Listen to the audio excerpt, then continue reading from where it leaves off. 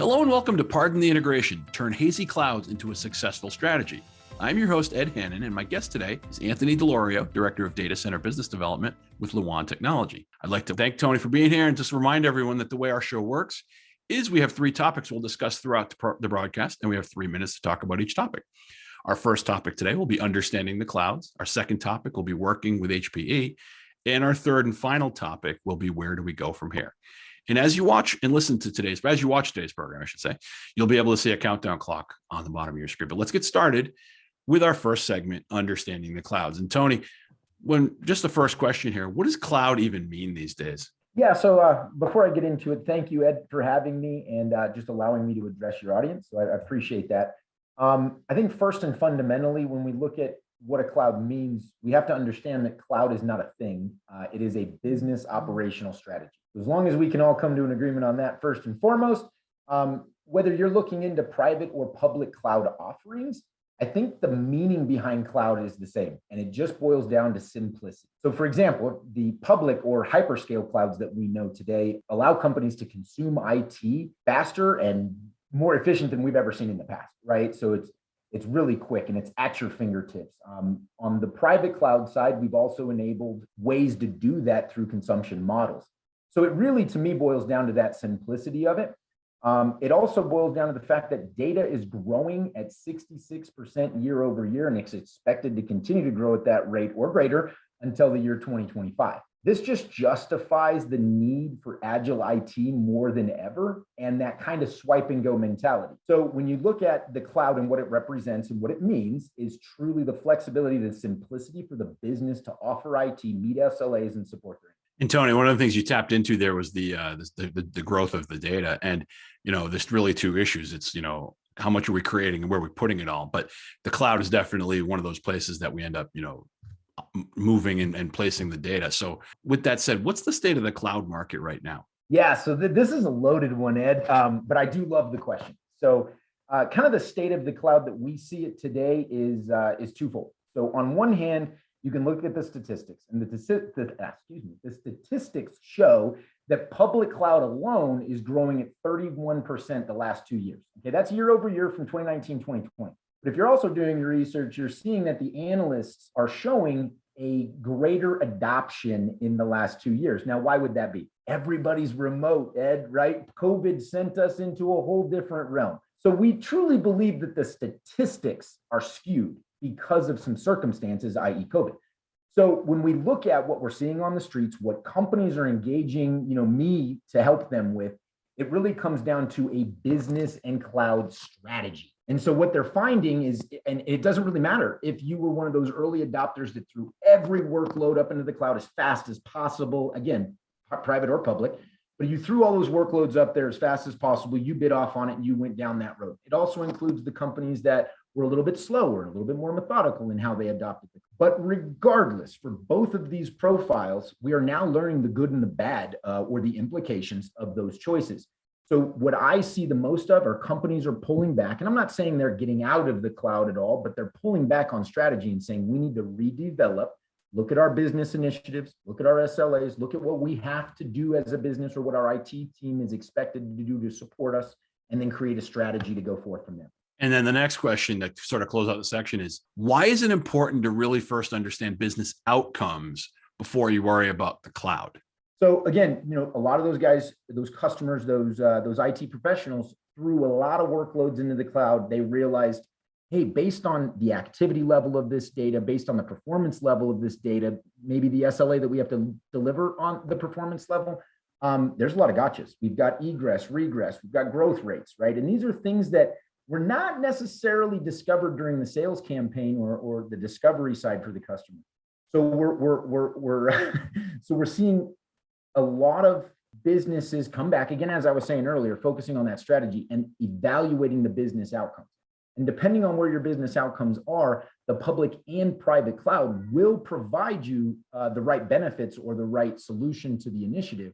However, it's pulling back and being more methodical.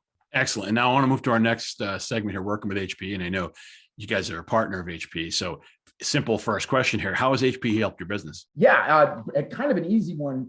I would say even a layup for a podcast, right? But HPE is one of our best partnerships. So bar none, I have to put that out there because it's just the truth and transparent.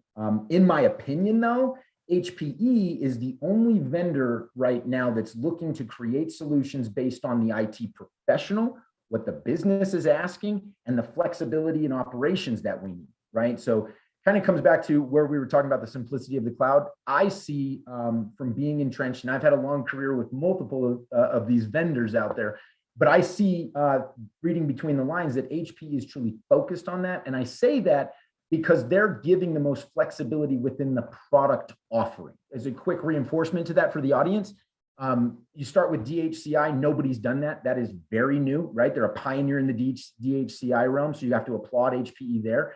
From the simplicity and the agility of simplicity, I mean, that is what simplicity's baseline is, so that's great. They have that. And then lastly, if those solutions, for whatever reason, don't work in, they have strong partnerships with Nutanix. They really have the rounded out portfolio when you start going down some of those roads. And remember, that goes into the cloud offering as well, as we look at maybe tiering, or we look at stamping or controlling metadata before we throw that data out there. And then along with HPE helping your business, how have HPE's products helped your customers? Kind of down the same answer. So I don't want to sound like I'm trying to dodge it necessarily, but the assistance to our customers is also how it's helped my business, right? Because candidly, my customers don't succeed, my business doesn't succeed.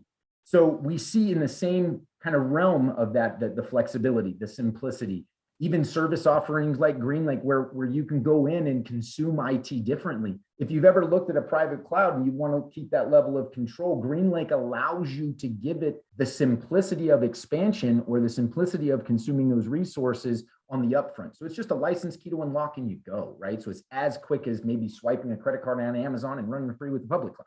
We talked about the partnership and how it's helped your business and how the products help your customers. What makes HPE the right partner for Luan? I can sum it up real quick. Ecosystem.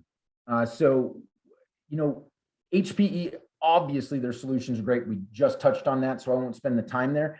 But the ecosystem of their partnerships really kind of bring it all together. And what I mean by that is, HPE, if you're going down a file or an unstructured road, you've got a partnership there, right? If you're going down, a cloud road, they've got partnerships there. If you're looking at assessments, if you're looking at security, they have those partnerships there as well, right? Even backup, you can't fault them. They've got partnerships that take on a DR and BC. So really, when you look at the ecosystem, it gives my customers the assurance that they are working in the background to make sure everything's compatible and ready to go before, really we get into a steady state. And then for our final segment, where do we go from here? Kind of forward looking. How can your customers sort through the cloud and make sense of all of this? I mean, there's just so much going on with the cloud, and how do your customers sort through it all? Yeah.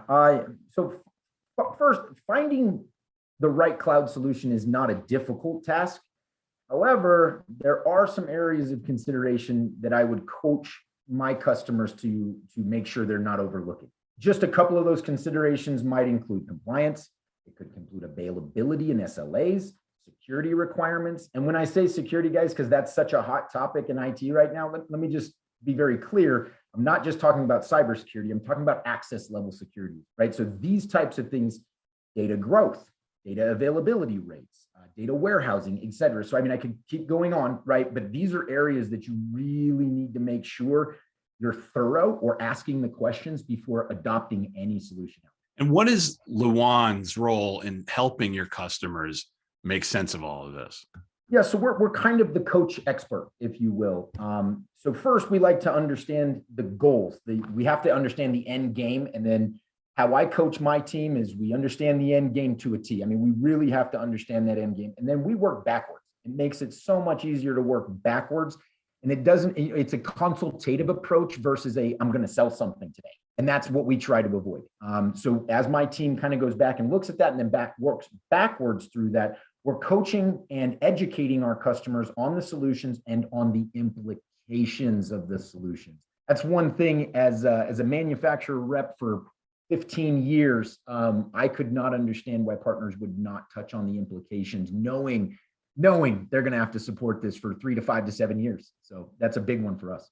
And just my final question for the program, and you've been awesome through the whole conversation. What should your customers, what should they do first? What should they do now, right now, today, as they watch and they listen to this program? Yeah, so that one for me, Ed, is an easy one, right? Because I'm in the channel, so I'm begging for this information on a daily basis, right, with my team.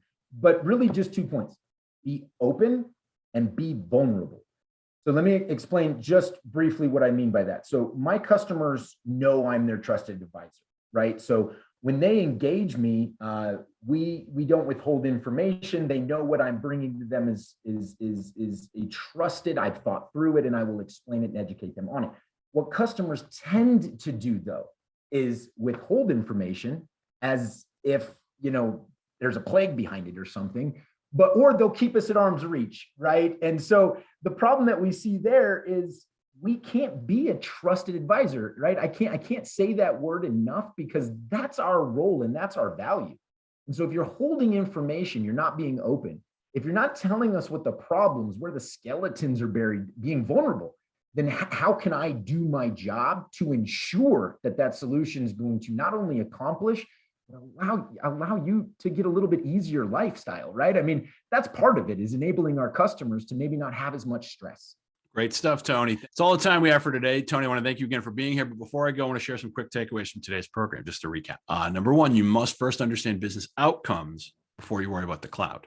Number two, HPE's products will help your business and your customers get the most out of the cloud. And finally, as you heard right at the end there, customers need to be open and vulnerable to unlock the full potential of the cloud and, by extension, their business. Again, thanks so much for watching. Thanks to Tony for joining me. Once again, I'm Ed Hannan, and you've been watching Pardon the Integration, Turn Hazy Clouds into a Successful Strategy. Have a good day.